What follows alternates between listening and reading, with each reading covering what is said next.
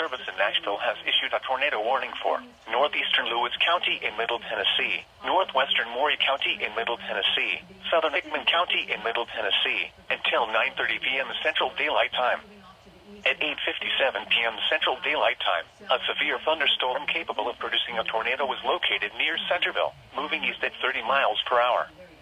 Hazard, tornado. Source, radar indicated rotation. Impact, flying debris will be dangerous to those caught without shelter. Mobile homes will be damaged or destroyed. Damage to roofs, windows, and vehicles will occur. Tree damage is likely.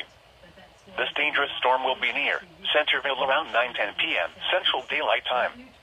Other locations impacted by this tornadic thunderstorm include Grim Springs and Hampshire. Take cover now. Move to a basement or an interior room on the lowest floor of a sturdy building. Avoid windows.